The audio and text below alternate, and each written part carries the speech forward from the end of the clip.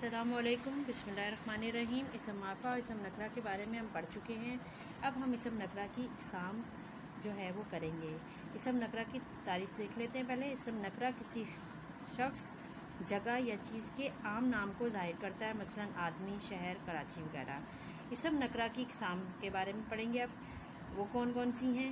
اسم ظرف ہے، اسم آلہ ہے، اسم صوت، اسم تصغیر اور اسم مکبر۔ ٹھیک ہے۔ اسم ظرف جو ہے پہلی ہماری قسم ہے، اس کی دو اقسام ہیں، اس کی بھی مزید دو اقسام ہیں، اسم ظرف زمان اور اسم ظرف مکان۔ اسم ظرف زمان وہ ہوتے ہیں جس میں وقت کے معنی پائے جاتے ہیں، مثلا صبح، دوپہر، شام۔ اسم ظرف مکان میں جس میں جگہ کے معنی پائے جاتے ہیں، مثلا گھر، مسجد، باغ وغیرہ۔ اسم آلہ دوسری قسم اس کی ہے، اسم آلہ جس میں کسی اوزار یا آلے کے معنی پائے جاتے ہیں، مثلا کینچی، ہتھوڑا وغیرہ۔ اسم صوت کسی بے جان یا جاندار چیز کی آواز کو ظاہر کرتا ہے، مثلا ٹپ ٹپ، میاؤں میاؤں۔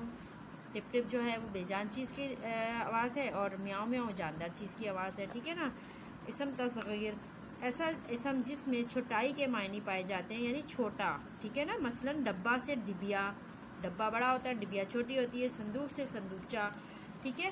اسم مکبر ایسا اسم جس میں بڑھائی کے معنی پائے جائیں، بڑائی یعنی کہ بڑا، ٹھیک ہے نا، پائے جائیں، مثلا بات سے بتنگڑ، ٹھیک ہے، گٹھڑی سے گٹھر، ٹھیک ہے۔ اب یہ تو ہم نے اس کی قسموں کے بارے میں پڑھ لیا ہے، ٹھیک ہے بچوں۔ اب آپ نے اس کی جو ایکسرسائز دکھ رہی ہے، درست لفظ چن کر لکھیے۔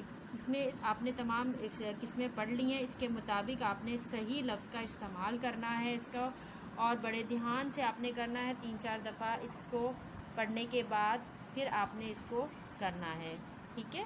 یہ جو ہے آپ نے ساری ایکسرسائز، یہ جو ہے ڈیفینیشنز اور اس کی ایکسرسائز کو آپ نے اپنی کاپیز پہ بڑی صفائی کے ساتھ کرنا ہے، تاکہ جو ہے پھر آپ اس کو اچھے سے انڈرسٹینڈ کر لیں گے، اور کرنے کے بعد آپ نے اس کو کام کو سبمٹ بھی کروانا ہے چیکنگ کے لیے۔ اگلی کلاس تک کے لیے آپ سے اجازت چاہوں گی، اپنا بہت خیال رکھیے گا۔